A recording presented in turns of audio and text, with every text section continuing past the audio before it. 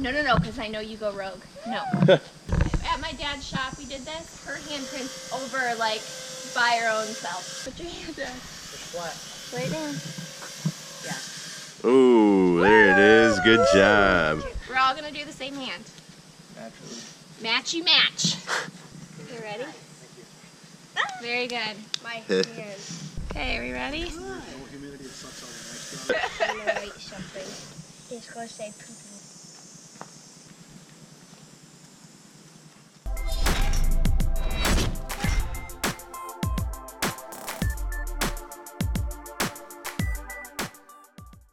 Hey guys, I'm Jameson and this is Jamie and this is our weekly wrap-up number... Not a clue. Not a clue. 37 or 38. 37 or 38. Or 39. Because we really lost track. One of those. Anyway, we got a bunch done. We got... What did we get done? My favorite spot in the entire house. Yes. We had a ton of stonework that's been going on for over a month now, and you guys have seen it in the previous weekly wrap-ups. But it's just about getting finished off. They're just finishing off a couple of the retaining walls and whatnot.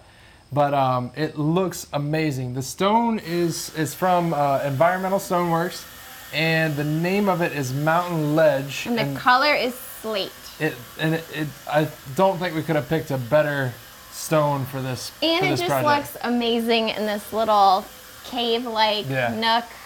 Well, I love it. The contrast on the white siding and the black windows, it just goes really, really well. So very happy with that selection.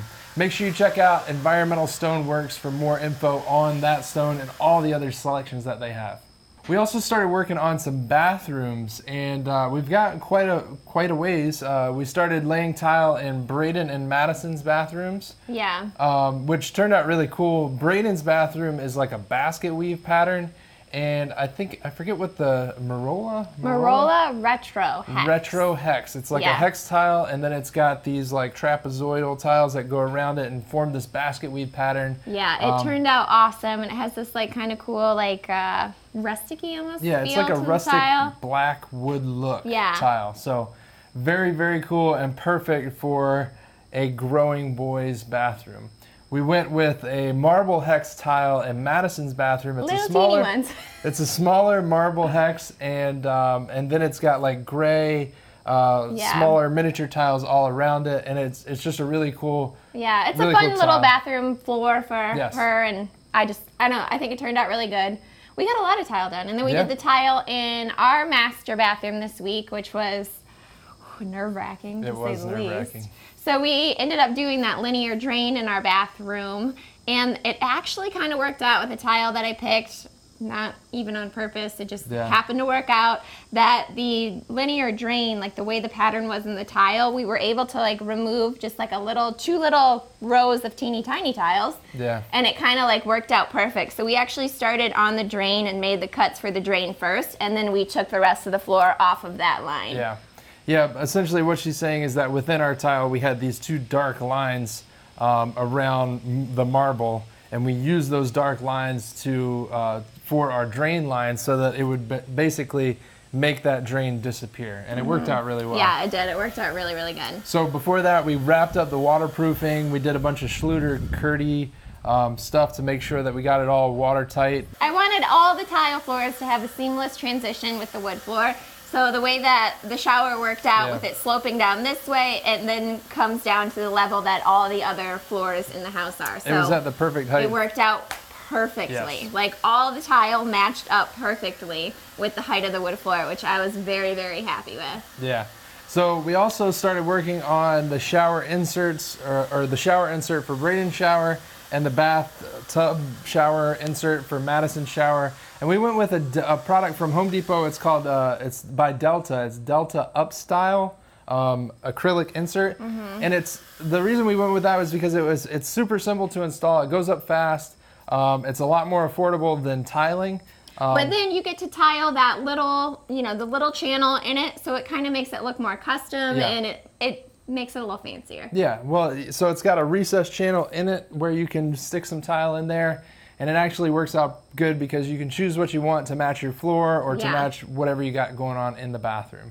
So the other big project that we started working on this week was our boulder wall. So right behind this nook that we have going on here, we have basically it's probably an 8-foot tall wall that we have to retain because we have these huge pine trees on top of that wall and we don't want that to erode away. Yeah, this thing is starting to look like the Great Wall of China. Like, it is a massive boulder wall that is super tall. So we had our excavator come out here and he actually brought his big excavator and the mini excavator, and it's been really cool to see those two excavators work together to grab these big boulders, place them perfectly in the spot that they need them to, and tamp them down, making sure that everything's nice and sound. Because as you can imagine, anybody with kids, this thing is going to be a rock climbing wall. And we want to make sure that it's safe and that the kids aren't going to have a boulder come land on top of them. But it's been really cool. The kids are sitting out on the deck. With popcorn. They had chairs and popcorns, and they call it the rock show. So they're like, I want to watch the rock show. So they just sit out there and they watch. Well, they watch them come and they bring a dump truck and they dump the boulders down here in this little gully. Which is super amazing to watch. And then pick them up, and the excavators can actually just like toss these giant, probably multiple hundreds of pounds at least. Boulders. It's been entertaining this week here doing this. But the goal is once they wrap up on this, then we're going to be able to start to do final grade on the house and get our, what's that called? Septic. We've also have to tie in the septic system from the barn, which we're still trying to figure out how we want to do that. Somehow we want to connect it to our drain field over here, and whether that's a pump chamber and pumping it out to our tanks, or having its own tank and then pumping it out to the field. Easy in the poop tank talk. Let's just... All right, we'll move on. Moving on. Anyway, there's a lot going on and a lot of decisions that have to be made in the coming weeks. So the other thing that we had done or are in the process of getting done right now is, well, we finished up, we had to put sheetrock, is that what you call it? Not sheetrock. Cement board. Cement board on the fireplace to prepare that, because we had our countertop guy come out and we were also doing quartz on the fireplace, so he measured for that as well. Yep. He was out here just the other day. We're having, on Friday we have somebody coming out to do the templates for all the countertops and the fireplace and everything. We got a little complicated on the fireplace, but the guy, he knew what I wanted. He could read my mind. We measured for all the countertops. We're using a brand called Diresco, and it's a brand out of Belgium. They're new to the United States, but they've got a very high-end, it's a modern-looking product. It's a awesome quartz made with some really nice materials, and the best thing about it is that it's you can even use it outdoors. So we're going to actually be doing an outdoor kitchen and making plans for it too as well, right? Yeah. Like a whole little outdoor kitchen area, and we're going to use like any of their quartz can be used outdoors, so we're going to put the quartz top on the outdoor kitchen as well. Basically, most quartz has an issue with UV light. If it has an exposure to UV light, it can fade or change colors, whereas this one won't. It'll maintain that same beautiful color that it came in originally. Other than that, we also had we had a trim guy come out because I don't mind doing simpler trim. However, the crown molding around the top of the cabinets came from the Amish, and it was all pre-finished, and it was basically just enough to do the job. And I've done crown before. I can do crown, but I usually always end up going back to the lumberyard to get more crown molding because I screw something up.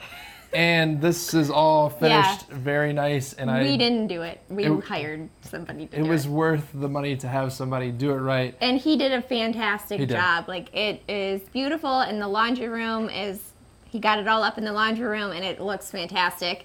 And he's going to be back later this week to do the crown in the kitchen. And we're also installing the ladder system in the kitchen, which I'm very excited about. We went with a ladder from Rockler. And the cool thing about Rockler's actually got it's like a ladder wizard or whatever they call it, but it's a page where you can go on and you can select. They've got so many different options for a library ladder, essentially the style of the ladder, how it mounts, the height, all of that stuff determines what materials and how much of those materials that you'll need. So it was cool using that wizard and being able to go through there and select exactly what we needed for the kitchen ladder system. Yeah, so I'm excited for him to come back this week, get the crown up, which will totally change the kitchen, and then be able to put the ladder up just for fun. Oh, and we also have some very cool appliances on their way here. Oh, I'm probably going to pee my pants the day they come. I'm going to be so excited. As you guys saw, we went and checked out Mila Experience Center in Chicago, and we settled on a bunch of different appliances, and we cannot wait to show you those. If you haven't checked out that episode of the Dream House Build, make sure you go and do so. I'll be sure to link up below. We also got our concrete approaches poured this past week, and they turned out great. Like our sidewalks leading up to the house, the front approach off the garage, the back approach off the garage, and then the front approach to the barn. As well as the front walkout, that got poured as well, the concrete pad in between those two retaining walls. I'd like to thank today's sponsor, Works. They sent us one of their new tools called the HydroShot, and it's essentially a battery-powered pressure washer. Which is perfect for the job site since we don't have running water. You just stick the hose in a 5-gallon bucket of water and you can spray away. Yeah, so we've used it to wash down the garage doors that were super dirty. We also used it to keep the barn cool since somebody lit a little fire. We had a fire going next to the barn, not next to the barn, but it was close enough to heat up that steel and get it super hot. So it was nice to be able to pull out that pressure washer, drop the hose in a 5-gallon bucket, and then spray the side of the barn to keep it nice and cool. We've also used it at our friend's boat. One of our friends has a boat that the dock doesn't have any power down to it. It's cool because you can just drop the line in the lake and spray the boat down after a long day of boating. Overall, it's been a cool tool to have around here, and we've definitely put it to use. If you want to learn more about the Works HydroShot, make sure you check out the link below. So that wraps up this wrap-up. Thank you guys for tuning in, and until next time, be safe and happy building. We'll see you later.